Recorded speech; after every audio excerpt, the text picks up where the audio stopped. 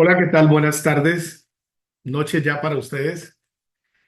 Eh, Estoy agradecido con Dios con la oportunidad de compartir este curso de Plan Supremo de Evangelismo, que es el cuarto curso de nuestro currículo de la Academia de Liderazgo Senfol, perteneciente al segundo semestre.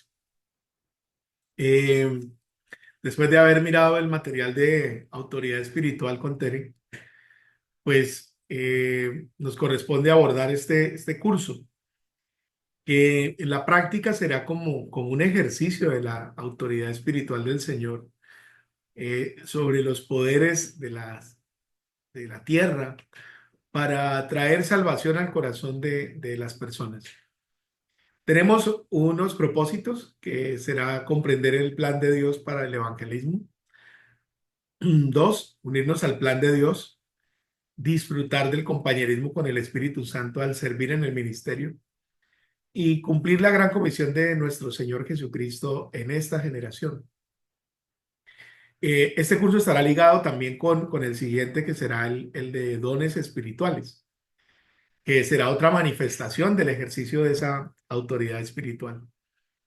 Entonces Dios nos ha equipado con poder precisamente para poder cumplir con sus propósitos, con sus mandatos y que nosotros podamos disfrutar de su presencia. En esta primera hora, pues estaré compartiendo los elementos generales y en la segunda hora tendremos el tiempo de interacción que estará a cargo de María Teresa, quien estará dirigiendo la segunda parte de, de esta enseñanza. Yo debo estar por compromisos académicos con la Academia de la Regional Valle del Cauca en Colombia, con el curso de Introducción al Antiguo y Nuevo Testamento. Pero siempre es un gusto compartir con ustedes y estoy seguro que pues al ver la grabación pues lo disfrutaremos bastante. Eh, Dicho esto, pues empecemos. Siempre que miramos al Señor, pues encontramos que hay un plan previamente establecido. Dios obra desde esta experiencia maravillosa de llegarnos a su conocimiento por medio de su palabra. Y hay un plan que en Juan 14:6, Juan, el Evangelio nos dice Jesús, frente a una respuesta a los discípulos, le dice, yo soy el camino, la verdad y la vida. Nadie viene al Padre sino por mí. Es decir, Dios tiene establecido que nosotros regresemos a la comunión con el Padre por medio de su amado Hijo. Eh, También podemos mirar que el crecimiento de la iglesia después de la resurrección de Cristo, pues demuestra el cumplimiento de ese plan. Jesús decía a sus discípulos, les dice, las cosas que yo he hecho, ustedes las harán también y las harán mayores. Eh, Cuando revisamos, por ejemplo, Primera de Corintios capítulo 3 del 1 al 3, el apóstol Pablo relatando la experiencia de los que habían tenido contacto con el Cristo resucitado. Habla de cerca de 500 personas que en el ministerio del Señor durante sus 3 años y medio pudieron llegar a conocerlo, a recibirlo. El Evangelio de Juan dice, a lo suyo vino, pero los suyos no le recibieron, mas a todos los que le recibieron les dio la potestad de llegar a ser hechos hijos de Dios. Sin embargo, eh, en Hechos, eh, en el aposento alto, según Hechos 1:15, eran cerca de 120 en número que estaban allí en el aposento alto, esperando la venida del Espíritu Santo. Y fueron todos llenos del Espíritu Santo. Y ya en el capítulo 2:42, pues encontramos que hay una gran multitud que es añadida. Cerca de 3.000 personas son añadidas en la predicación de Pedro.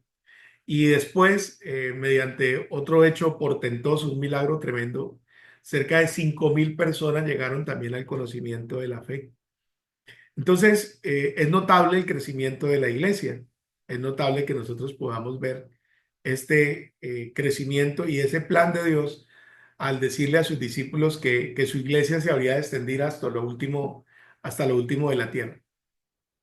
Entonces, eh, vemos que no fue casual. Jesús le dijo a los discípulos que esperaran hasta ser investidos con poder de lo alto para ir, y eso ocurrió efectivamente.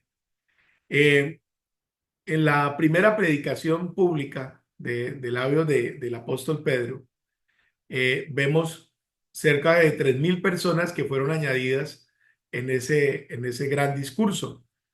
Luego, el milagro de la sanidad del cojo en Hechos 4:4, de este cojo de nacimiento, también Pedro en el pórtico de Salomón, allí en el templo, predicó el evangelio y cerca de 5.000 se añadieron a los 3.000 que ya habían creído.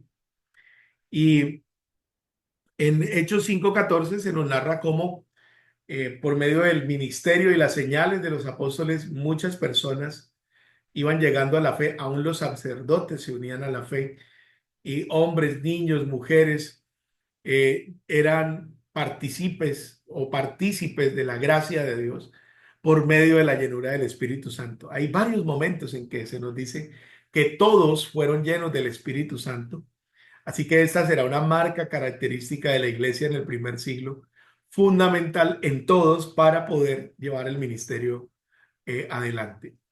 Eh, Sería bueno recordar que en Hechos 2 el apóstol Pedro hace un discurso maravilloso, y cuando habla del derramamiento del Espíritu Santo, recuerda que el Señor, a través del profeta Joel, había dicho que los niños, los ancianos, los jóvenes, la iglesia serían todos llenos del Espíritu Santo. Qué maravilloso saber que estamos dentro de esa era y que también para nosotros es esta promesa. Antes de que el Señor venga por su iglesia y antes de que la segunda venida de nuestro Señor para traer el reino eterno se cumpla en todas las naciones. Entonces tendríamos que decir que así como hay una gran comisión, existe también una gran omisión, y es, eh, la podemos encontrar en Hechos 1, del 4 al 5. También podríamos mirarla en Lucas 24, del 45 en adelante. Pero Jesús dice que después de 40 días de estarse manifestando a los discípulos resucitados y estando ellos juntos, les mandó, miren ustedes que es un mandato, que no se fueran de Jerusalén, sino que esperasen la promesa del Padre, la cual les dijo: oísteis de mí, porque Juan ciertamente bautizó con agua, mas vosotros seréis bautizados con el Espíritu Santo dentro de no muchos días. Así que no podemos, primeramente, ir a hacer ninguna obra de Dios, ni enseñar este curso, ni preparar un mensaje, ni llevar y predicar el testimonio, llevar el evangelio, discipular, sin la dirección, sin la asistencia, sin la maestría, sin el poder del Espíritu Santo. Creo que allí hay un primer elemento del cual nosotros pues hemos sido negligentes al no considerarlo. Creo que muchas cosas que hemos hecho, las hemos hecho en la carne. Eh, no porque estén de alguna manera mal, sino que no dependimos del poder de Dios. Aún las cosas buenas hechas en la carne se pudren. El Romanos dice, en el capítulo 8 dice que la obra de la carne produce muerte, corrupción, mientras que la obra o la acción o el fruto del Espíritu es vida eterna. Entonces, mucha cosecha que tenemos, pues, aunque hicimos lo correcto, pues no lo hicimos en el poder del Espíritu Santo. Y entonces el primer mandato de los discípulos, del Señor a la iglesia es: no vayan a hacer todo esto sin antes ser llenos del Espíritu Santo. No vayamos, no hagamos nada, ¿cierto? En el poder de nuestra fuerza, sino en el poder del Espíritu Santo. Y ese es el primer secreto de la evangelización. No hacer nada sin haber sido dirigido guiado por el Espíritu Santo. Recuerdo que en el ministerio nos han dado una frase muy sencilla. Dice, el éxito al testificar de Cristo consiste simplemente en tomar la iniciativa de hablar de Jesucristo en el poder del Espíritu Santo, dejándole los resultados a Dios. Ustedes recordarán que en el manual de crecimiento hacemos un ejercicio cuando hablamos de la vida llena del Espíritu, que se conoce como la respiración espiritual. Y en la respiración espiritual hay como unos pasos. El primer paso es asegúrese de ser cristiano. El segundo paso es confiese todo pecado en su vida. El tercer paso es pida ser lleno por fe del Espíritu Santo. El cuarto paso es hable de Jesucristo en el poder del Espíritu Santo. El tercer paso, deje que Dios le use. eh, y el otro es espere los resultados que solamente Dios puede llevar adelante, ¿no? Confía en que Dios le va a usar con poder y deje los resultados a Dios. Y eso que es sencillo, pues es simplemente una aplicación de este mandato, de no ir sin antes haber sido llenos del Espíritu Santo. ¿Qué es ser un evangelista? Un evangelista será una persona que es comisionada para dar un mensaje. Y ese mensaje es un mensaje acerca de lo que esa persona ha conocido de Cristo, ha experimentado de Cristo, ha llegado a recibir de Cristo. Por eso el evangelismo es transferencia de vida, porque no va a llevar simplemente una letra, un conocimiento, sino que va a contar cómo fue que este Cristo Jesús se hizo hombre, vino a la tierra, murió, resucitó y luego vino al corazón de esa persona para darle testimonio del amor, de la gracia y de la salvación de Dios. Entonces, el evangelismo es ser testigos de Cristo. Qué bueno que podemos hablar de un Cristo vivo, de un Cristo con el cual tenemos comunión, del cual vino a morar a nuestro corazón. Podemos contar tantas cosas del Señor Jesús. Así que el evangelismo será contarle a la gente cómo es que nosotros fuimos reconciliados con Dios y cómo Dios quiere reconciliarse con ellos por medio de su Hijo. Y esa tarea, pues nos la ha encomendado a nosotros como sus testigos. En Hechos 1, del 7 al 8, Jesús le dice a los discípulos esto, le dice, no les toca a ustedes saber los tiempos o las sazones que el Padre puso en su sola potestad, pero recibirán poder cuando haya venido sobre ustedes el Espíritu Santo y me serán testigos en Jerusalén, en toda Judea, en Samaria y hasta lo último de la tierra. Es maravilloso esto, que nosotros no estamos limitados a un espacio formal, sino que la vida misma, donde quiera que vayamos, sea Jerusalén, sea Judea, sea Samaria, sea lo último de la tierra, podemos ser sus testigos. Dice, ustedes van a ser mis testigos, me serán testigos con poder, porque el Espíritu Santo los impulsará a dar testimonio de mí. Entonces, qué maravilloso saber que así como Cristo vino a dar testimonio del Padre, así como el Espíritu Santo nos ha dado testimonio del Hijo, pues ahora también nosotros, por el mismo Espíritu, podemos decirle a la gente que Cristo está a la puerta de sus vidas, que Cristo quiere entrar en sus corazones y ellos lo pueden recibir por medio de la fe.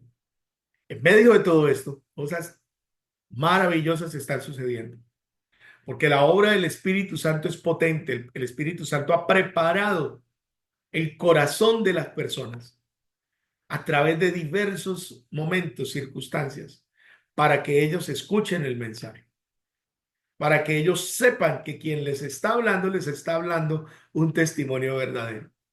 Les está hablando de Cristo el Señor.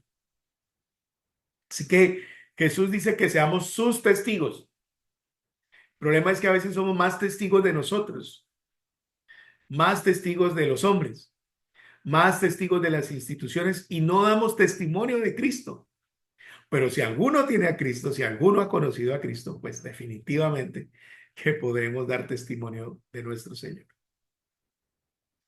Así que el poder del Espíritu Santo está a disposición. La tercera persona de la Trinidad quiere usarnos para llevar su palabra al corazón de la gente. El apóstol Pedro, lleno del Espíritu Santo, en ese primer gran discurso, después de haber superado la negación, después de haber dejado de lado lo traumático de la muerte, el padecimiento de la cruz, el haber negado al Señor, ahora lleno del Espíritu Santo, está liderando la iglesia. Y Pedro, lleno de poder, lleno de valentía, le anuncia a su pueblo que había subido para celebrar la fiesta de Pentecostés, el Evangelio, dando inicio a la era de la iglesia. Pedro les dijo: arrepentíos y bautícese cada uno de ustedes en el nombre de Jesucristo para perdón de los pecados, y recibirán el don del Espíritu Santo, porque para ustedes es la promesa, y para sus hijos, y para todos los que están lejos, para cuantos el Señor nuestro Dios llamare. Y con otras muchas palabras testificaba y les exhortaba diciendo: sean salvos de esta perversa generación. Así que los que recibieron su palabra fueron bautizados, y se añadieron aquel día como 3,000 personas. ¡Qué relato tan maravilloso! Me encanta, me encanta, me encanta, me encanta saber que un día Dios nos permita dar una palabra, un mensaje donde 3,000 o más se arrepientan y reciban a Cristo el Señor como su Salvador. Es maravilloso poder llevar a alguien a los pies de Cristo. Es un privilegio, es algo muy, muy, muy poderoso, muy hermoso poder ser testigos, instrumentos en las manos del Señor para que otros lleguen a conocerle. Entonces, no podemos dejar de lado la experiencia y el poder del Espíritu Santo. Noten ustedes la importancia de este libro. El libro de los Hechos, para algunos debería llamarse no tanto Hechos de los Apóstoles, sino Hechos del Espíritu Santo en la vida de los apóstoles. Pero está bien. Si leemos con detenimiento, nos daremos cuenta que el Espíritu Santo es el personaje principal de la historia de la iglesia. Jesús, el Señor, nos dijo que confiáramos en Él para los resultados. Eh, Dice: en cualquier ciudad donde entren y lo reciban, coman lo que les pongan delante, sanen a los enfermos que en esa casa haya, en esa ciudad haya, díganles a los de la ciudad que se ha acercado a ellos el reino de Dios. Mas en cualquier ciudad donde entren y no lo reciban, salgan por sus calles y digan: aún el polvo de su ciudad que se ha pegado a nuestros pies lo sacudimos contra ustedes. Pero sepan esto, que el reino de Dios se ha acercado a ustedes. Les digo que en aquel día será más tolerable el castigo para Sodoma que para aquella ciudad. En este relato del Evangelio de Lucas, allí hay dos momentos en que el Señor repite esta instrucción. Cuando son enviados a las casas y son enviados a la ciudad. Creo que también nosotros debemos dar testimonio. No es nuestra tarea hacer que la gente crea. No es nuestra tarea convencerlos, porque esa es la obra del Espíritu Santo. Pero sí debemos saber que habrá lugares donde nos van a recibir y otros lugares donde no nos van a recibir. Habrá lugares donde el reino de los cielos que se acerca traerá vida, libertad, salvación, restauración, cosas tremendas, pero habrá otros lugares donde definitivamente, pues, más bien lo que tendremos será rechazo, persecución, eh, un resultado no tan favorable en nuestros términos. Pero quiero que sepa que tanto lo uno como lo otro es un resultado que viene de parte de Dios. Dios conoce de antemano los que han de conocerle, los que habrán de recibirle. Nosotros no lo sabemos, pero es nuestra tarea dar testimonio en el poder del Espíritu Santo. Así que si reciben a Cristo, gloria a Dios. Dios te usó. Pero si no lo reciben, gloria a Dios. Dios te ha usado. Así que debemos acercarnos, debemos compartir, primero que todo, un llamado al arrepentimiento, ¿sí?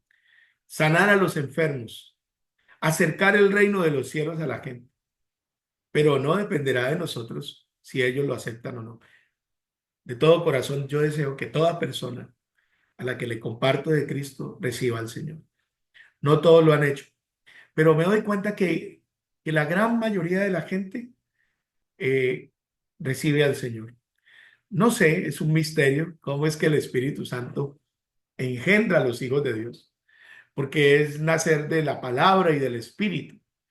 Dice, el viento sopla y oye su sonido, no sabes de dónde viene ni a dónde va. Así es todo aquel que es nacido del Espíritu. Hay una obra allí misteriosa, pero el que es nacido de Dios oirá al Señor y le seguirá. Entonces recordemos que debemos confiar a Dios o confiar en Dios para todo resultado. Bien, mientras estamos compartiendo eso, piensa en todo lo que ya Dios está moviendo allí en tu corazón. Apunta allí las inquietudes que tengas, las preguntas, porque después en la siguiente etapa, pues estaremos en la etapa de discusión de este material. Algo de lo cual sí debemos asegurarnos es proclamar el Evangelio. Y al proclamar el Evangelio, pues el Evangelio está ligado con la creación. Eh, porque cuando Dios creó todo, todo era bueno en gran manera. Entonces, en los primeros relatos, los primeros 3 capítulos del Génesis, pues el hombre ha sido creado en un estado de santidad, en un estado de plenitud, en un estado de espiritualidad plena, perfecta en relación con Dios, con un plan maravilloso de vida abundante, de vida eterna. Dios quiere que el hombre se multiplique, lleve adelante el plan de Dios en el universo. Y la mención de la Biblia es que todo fue hecho bueno en gran manera y el séptimo día Dios contempló la obra que había hecho, reposó y se deleitó en todo lo que había hecho. Es maravillosa esta creación. Sin embargo, pues conocemos los efectos de la caída. La muerte, el pecado, la maldad entró al mundo. Primero por la rebelión de Satanás y segundo por la rebelión de Adán y Eva. Pasó a los hombres por medio de la rebelión de Adán y Eva. Por medio de ellos vino la muerte y la condenación. Por medio de ellos vino la maldición. Por medio de ellos vino todo el desastre. Así que el Señor diseñó un plan que fue de adquirir de nuevo, tomar de nuevo, por medio de la muerte de su Hijo, por medio de la pasión, de la obediencia de su Hijo, eh, recuperar todo aquello que Adán perdió. La palabra de Dios dice en el libro de Romanos, capítulo 5, que la muerte entró al mundo por un solo hombre. Dice, no obstante, versículo 14, Romanos 5:14 dice, no obstante, reinó la muerte desde Adán. Y dice el verso 12: por tanto, como el pecado entró en el mundo por un hombre, y por el pecado la muerte, así la muerte pasó a todos los hombres, por cuanto todos pecaron. Pero más adelante dice, en el verso 19 dice, así que por la desobediencia de un hombre los muchos fueron constituidos pecadores, así también por la obediencia de uno los muchos serán constituidos justos. Y está hablando de la obra de la redención de nuestro Señor Jesucristo. Dice en el verso 17, pues si por la transgresión de un solo reinó la muerte, mucho más reinarán en vida por uno solo, Jesucristo, los que reciben la abundancia de la gracia y el don de la justicia. Qué precioso es este plan de redención. Y ese plan de redención nos habla de una eternidad. Entonces esa eternidad puede ser o una eternidad con Cristo o una eternidad sin Cristo. La Biblia dice que hay una vida eterna y que esa vida está en el Hijo de Dios, que todo aquel que cree en el Hijo, que todo aquel que tiene al Hijo tiene vida eterna, y aquel que no tiene al Hijo de Dios no tiene la vida. Entonces, el Evangelio resume primero el amor de Dios, porque Dios desde el principio ha amado al hombre y tiene un plan de vida abundante con él. Pero el hombre en su terca voluntad egoísta pecó y por el pecado vino la muerte.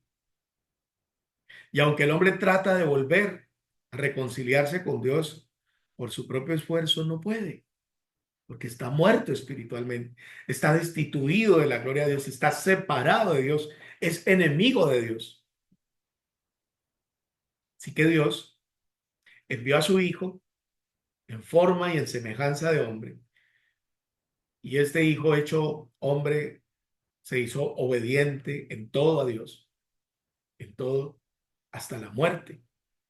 Y por medio de la muerte trajo la redención, que fue comprarnos de la esclavitud, del pecado, de la carne, de la muerte, del mundo, y nos ha dado entonces el don de la vida eterna. ¿Sí? Entonces, en el Evangelio, aquí podemos encontrar condensada la historia de la Biblia,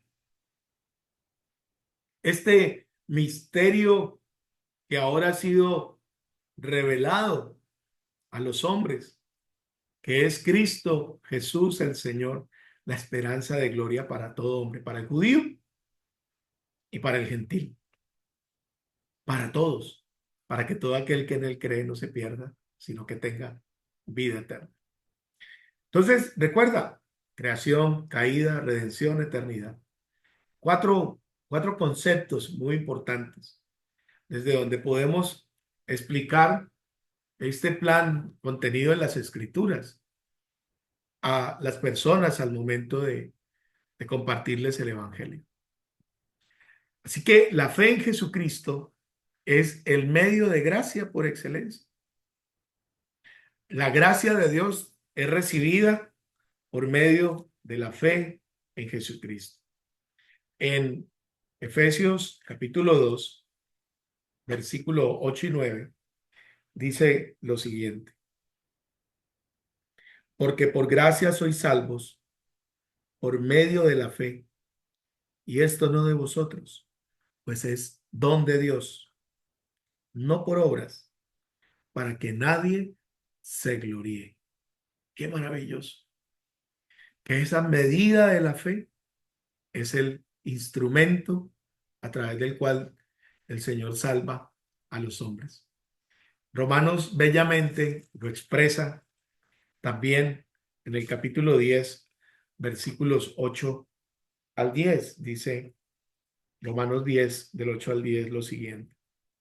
Más, ¿qué dice? Cerca de ti está la palabra, en tu boca y en tu corazón.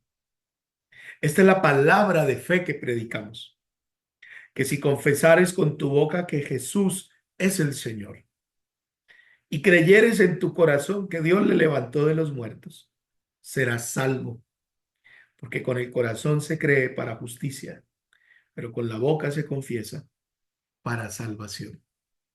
Pues la Escritura dice, todo aquel que en él creyere no será avergonzado, porque no hay diferencia entre judío y griego, pues el mismo que es Señor de todos es rico para con todos los que le invocan, porque todo aquel que invocar el nombre del Señor será salvo. Así que podemos confiadamente dar testimonio de todas estas cosas. Podemos confiadamente confiar en todo esto que el Señor nos ha entregado y confiar en Él para los resultados. Animarnos a llevar adelante este plan supremo de evangelismo. Al proclamar el Evangelio, reconocemos que el hombre debe arrepentirse porque está en una condición de pecado. En Romanos 3:23 dice, por cuanto todos pecaron, están destituidos de la gloria de Dios, siendo justificados gratuitamente por medio de la fe en Jesucristo. Dice, por cuanto todos pecaron, están destituidos de la gloria de Dios. 24, siendo justificados gratuitamente por su gracia, mediante la redención que es en Cristo Jesús, a quien Dios puso como propiciación por medio de la fe en su sangre, para manifestar su justicia a causa de haber pasado por alto en su paciencia los pecados pasados, con la mira de manifestar en este tiempo su justicia, a fin de que Él sea el justo y el que justifica al que es de la fe de Jesús. El hombre ha pecado, el hombre peca y el pecado sigue siendo igual de destructivo como lo fue en el paraíso. El paraíso fue cerrado, el hombre fue expulsado, vino el dolor, la maldición, la muerte. Pero la buena noticia del Evangelio es que Dios viene por el pecado, por el pecador. Dios viene a perdonar el pecado, que no hemos dado en el blanco, que no hemos dado en el glorioso ideal de Dios. Alguien que no peca es alguien como Cristo. Tremendo. Entonces, si no somos como Cristo, somos pecadores. Y como somos pecadores, pues necesitamos de la provisión de Dios, ya que nosotros no podíamos, pues estábamos muertos en nuestros delitos y pecados. Dios nos dio su provisión. Ya no la muerte de un animal en el paraíso para cubrir los cuerpos desnudos de Adán y Eva. Ya no los sacrificios como el que Isaac ofreció, como el que Abraham ofreció a Isaac en el monte Sinaí al Señor. No, Señor le dijo, no, no necesito a tu hijo, quería probar tu obediencia. Ya no tenemos que proveer nuestro primogénito, ni aún nosotros mismos. Dios se ha provisto, Jehová Jireh, Él se ha provisto el cordero para nuestros pecados. Jesús es el cordero de Dios que quita el pecado del mundo. Juan capítulo 1 lo deja muy claro para los seguidores de Juan el Bautista. Cuando Juan ve al Señor Jesús, le dice en el capítulo 1, verso 29, dice de Juan, dice, el siguiente día vio Juan a Jesús que venía a él y dijo: He aquí el Cordero de Dios que quita el pecado del mundo. Proclamar el Evangelio es anunciar la buena nueva de que Dios nos ha provisto todo lo necesario para sacarnos del estado del pecado por medio de su Hijo. Así que a todos los que le recibieron, a todos los que creen en su nombre, Dios les da la potestad de llegar a ser hechos hijos de Dios. ¿Tan fácil? Pues sí. Recibir la salvación es muy fácil porque era imposible adquirirla. Debe ser recibida gratuitamente porque no se puede comprar, porque no se puede vender y porque nadie más pudo tomarla, sino solo Jesús, quien la compró con su sangre para dárnosla como un estimable, inestimable regalo. Así que debemos recibirlo con alegría, pues todos nuestros pecados han sido perdonados. A todos los que le recibieron, a los que creen en su nombre, Dios les da la potestad de llegar a ser hechos hijos de Dios. Y una vez que hemos conocido el don de la gracia, el don del perdón de los pecados, pues estamos llamados a seguirle. En San Juan capítulo 10, Jesús dice de aquellos que han sido salvados lo siguiente. En el verso 27, Jesús dice lo siguiente: Mis ovejas oyen mi voz y yo las conozco y me siguen. Y yo les doy vida eterna y no perecerán jamás, y nadie las arrebatará de mi mano. Mi Padre que me las dio es mayor que todos, y nadie las puede arrebatar de la mano de mi Padre. Yo y el Padre, uno somos. Así que, una vez salvados, pues Jesús nos llama a seguir su voz. Mis ovejas oyen mi voz y me siguen. Y ese proceso de caminar o de seguir a Cristo es el proceso de la transformación. Es el proceso de hacernos sus discípulos. Es el proceso de llegar a ser como Él, de ser formados como Él, de ser invitados a ser testigos suyos hasta lo último de la tierra. Bueno, hasta aquí entonces nos damos cuenta de la importancia de lo que sería entonces proclamar el Evangelio. Si solo hablamos del pecado, no hemos proclamado el Evangelio. Si solo hablamos de la provisión de Dios para el pecado, no hemos proclamado el Evangelio. Si solo hablamos de recibir a Cristo sin que la gente entienda lo anterior, pues no hemos proclamado el Evangelio.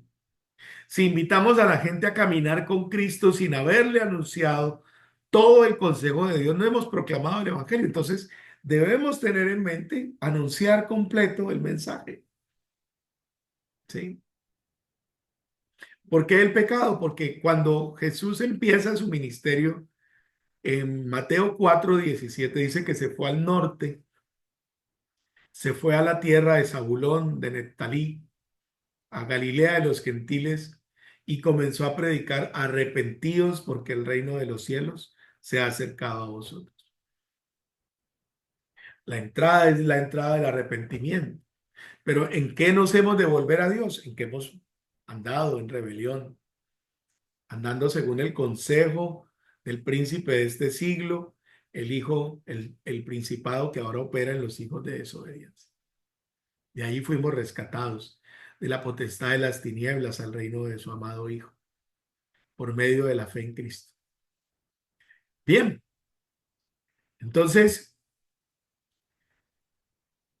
otra de las tareas entonces dentro del proceso del evangelismo será edificar a la iglesia.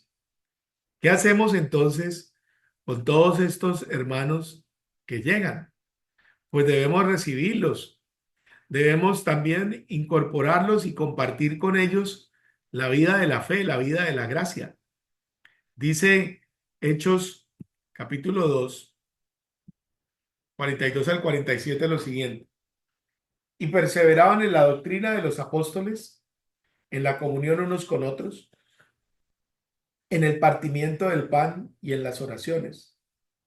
Y sobrevino temor a toda persona, y muchas maravillas y señales eran hechas por los apóstoles. Todos los que habían creído estaban juntos y tenían en común todas las cosas, y vendían sus propiedades y sus bienes y lo repartían a todos según la necesidad de cada uno. Y perseverando unánimes cada día en el templo y partiendo el pan en las casas, comían juntos con alegría y sencillez de corazón, alabando a Dios, teniendo favor con todo el pueblo.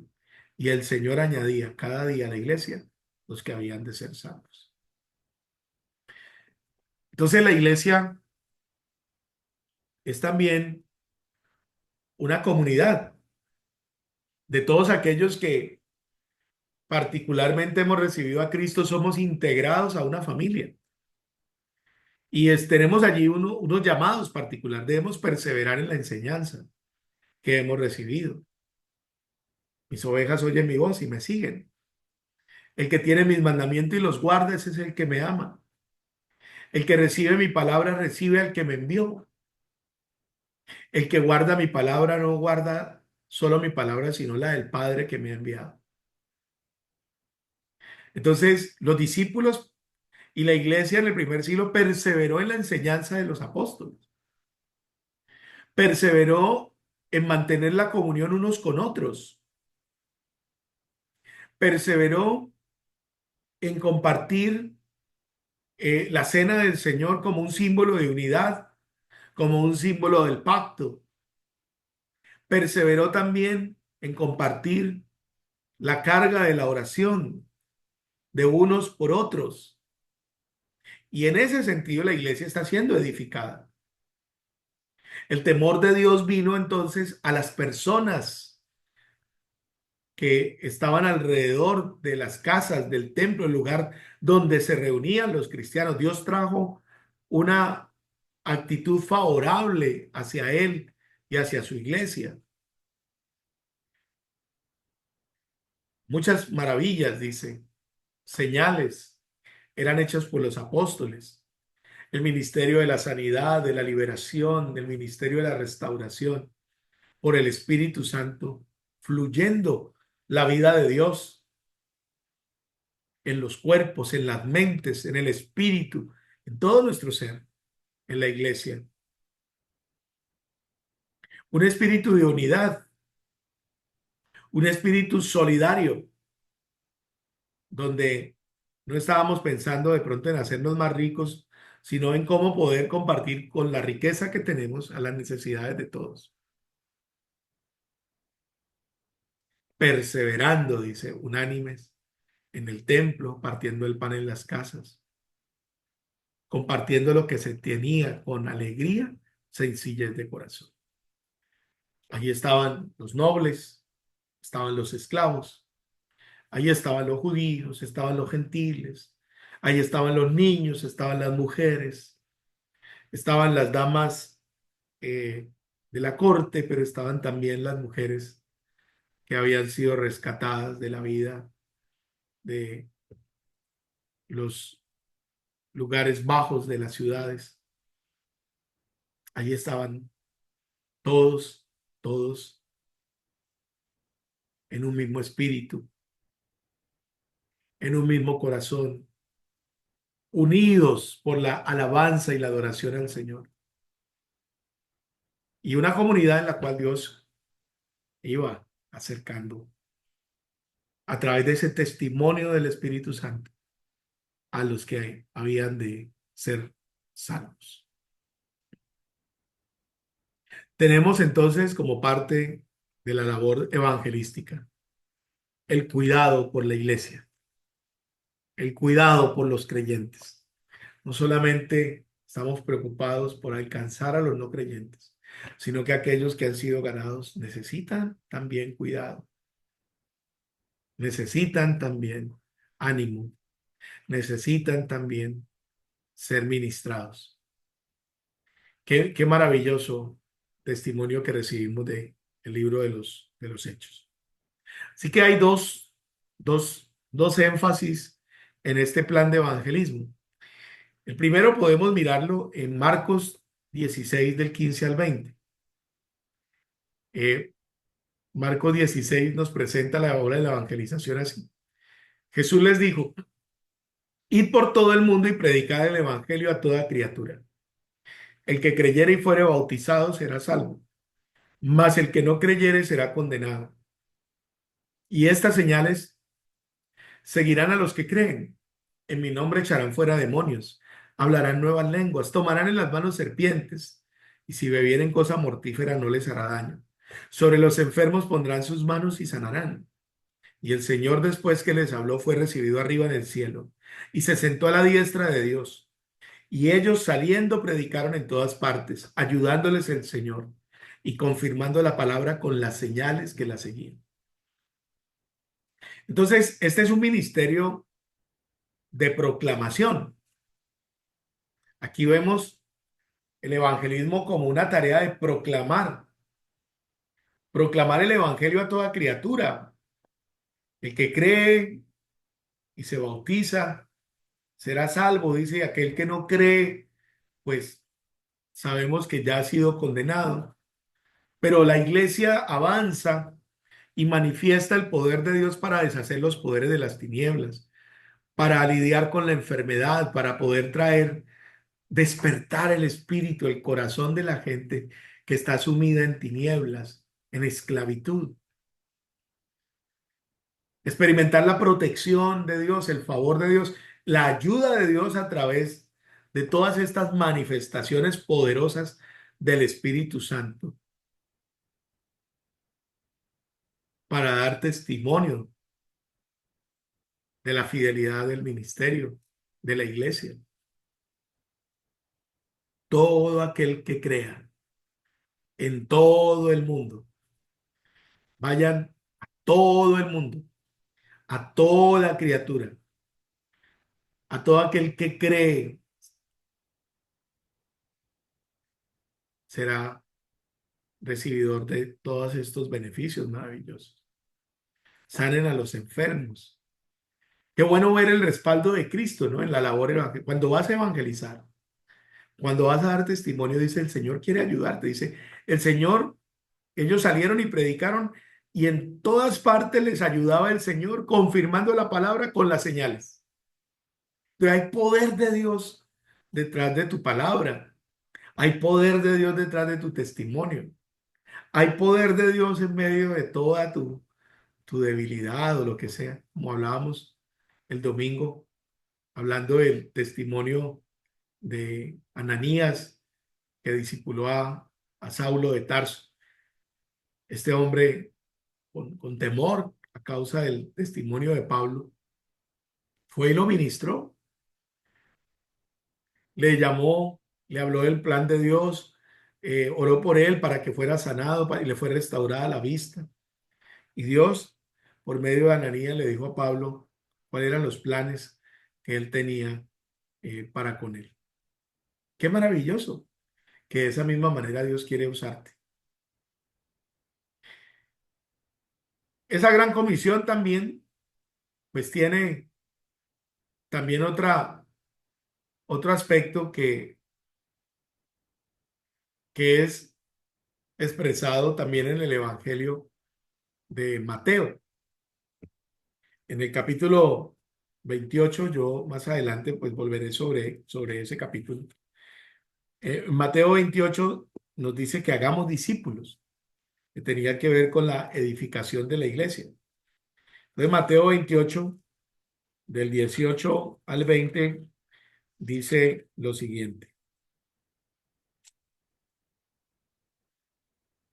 Jesús se acercó y les habló diciendo, toda potestad me es dada en el cielo y en la tierra.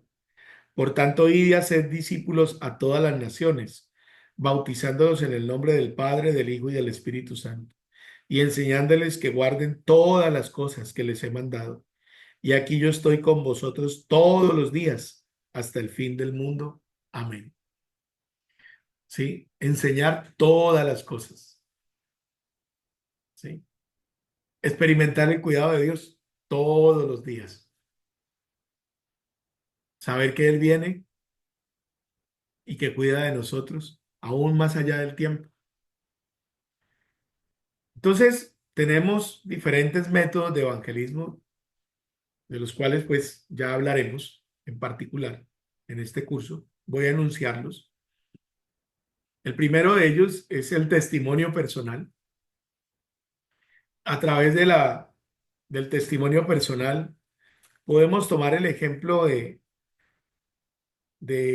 el apóstol Pablo, cómo él usaba eh, su historia de vida, su testimonio personal, para compartir el mensaje. Y era dividido en tres partes: el antes, el cómo y el después. Entonces Pablo presentaba su testimonio eh, en el capítulo 22, 23, 24 y 25. Encontramos a Pablo contando su conversión. Voy a leer el del 22, que fue el que compartí el domingo pasado. Hechos 22 del 6 al 16 dice: pero aconteció que yendo yo, al llegar de Damasco, cerca de Damasco, como al mediodía, de repente me rodeó mucha luz del cielo y caí al suelo y oí una voz que me decía: Saulo, Saulo, ¿por qué me persigues? Yo respondí: ¿quién eres, Señor? Y me dijo: yo soy Jesús de Nazaret, a quien tú persigues.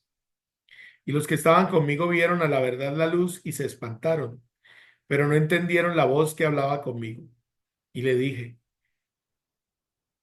¿qué haré? ¿Qué haré, Señor? Y el Señor me dijo: levántate y ve a Damasco, y allí se te dirá lo que está ordenado que hagas. Y como yo no veía a causa de la gloria de la luz, llevado de la mano por los que estaban conmigo, llegué a Damasco. Entonces uno llamado Ananías, varón piadoso, según la ley, que tenía buen testimonio de todos los judíos que allí moraban, vino a mí y acercándose me dijo: hermano Saulo, recibe la vista. Y yo en aquella misma hora recobré la vista y lo miré. Y él dijo: el Dios de nuestros padres te ha escogido para que conozcas su voluntad y veas al justo y oiga la voz de su boca, porque serás testigo suyo a todos los hombres de lo que has visto y oído. Ahora pues, bautízate.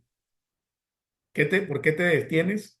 Levántate y bautízate y lava tus pecados invocando su nombre. Y me aconteció, vuelto a Jerusalén, que orando en el templo, me sobrevino un éxtasis y le vi que me decía: date prisa y sal prontamente de Jerusalén, porque no recibirán tu testimonio acerca de mí. Yo dije: Señor, ellos saben que yo encarcelaba y azotaba en todas las sinagogas a los que creían en ti. Y cuando se derramaba la sangre de Esteban, tu testigo, yo mismo también estaba presente y consentía en su muerte y guardaba las ropas de los que le mataban. Pero me dijo: ve, porque yo te enviaré lejos a los gentiles. Entonces, Pablo contaba su experiencia, lo que él creía antes de conocer a Jesús, cómo llegó a conocer a Jesús, qué circunstancias le llevaron a recibir a Jesús y lo que ocurrió después de haberlo recibido. Todos nosotros, si hemos nacido de nuevo, tenemos un antes, un cómo y un después.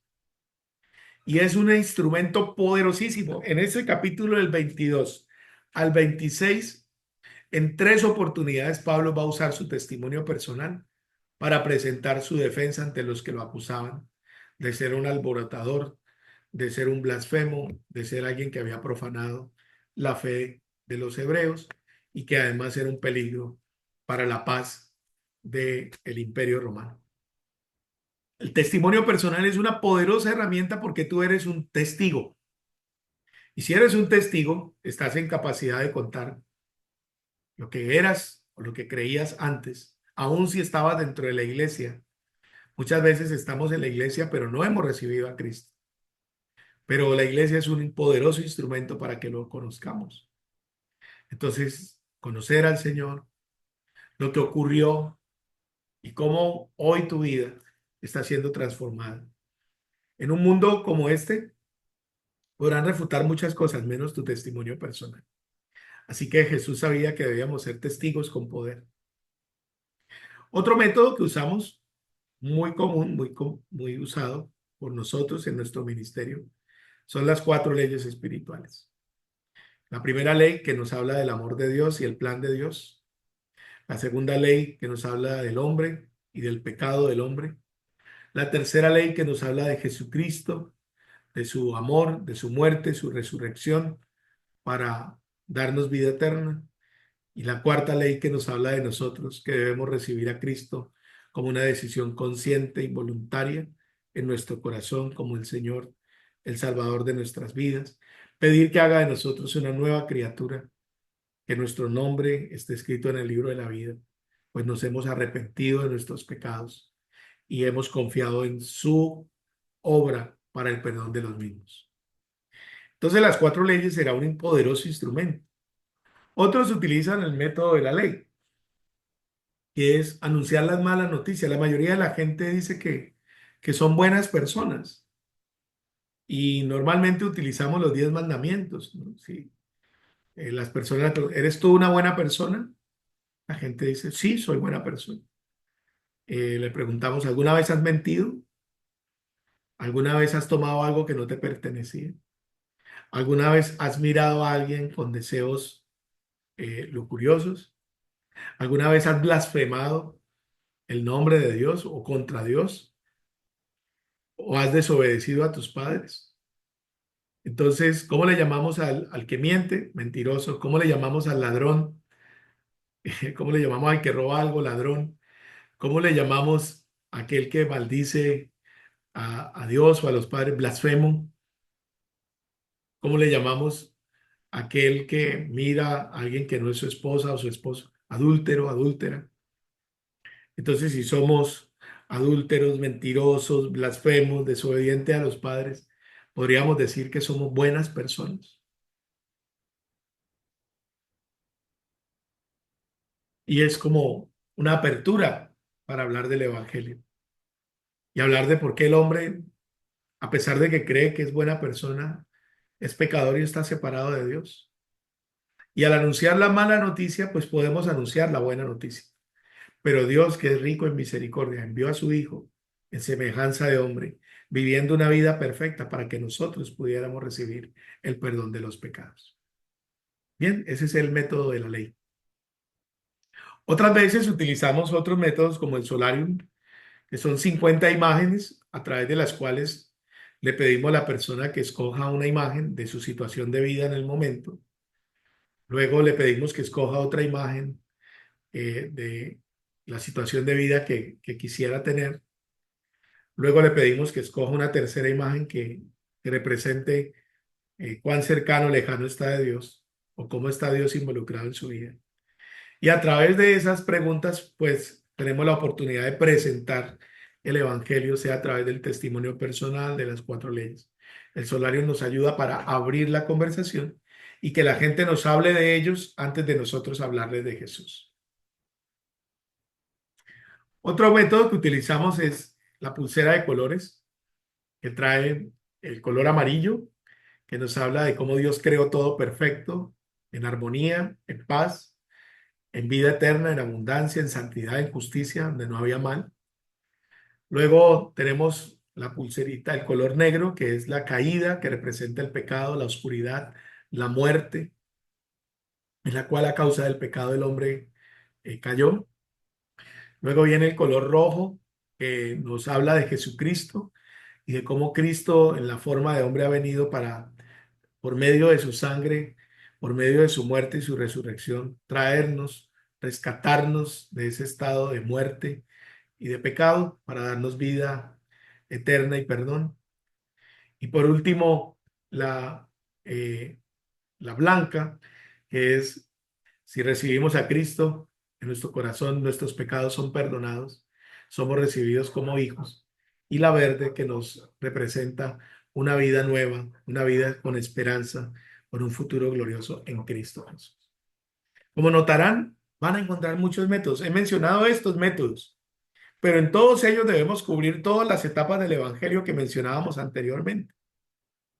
Otra forma de la cual podremos hablar también en la cena del amigo, en la cual pues invitamos a nuestros amigos o conocidos a una pequeña cena, un pequeño convivio y preparamos todo para que en medio de la conversación podamos hacer preguntas acerca de la vida espiritual y uno de los integrantes comparte su testimonio personal o las cuatro leyes o hace un desafío para que sus amigos reciban a Cristo como el Señor y Salvador.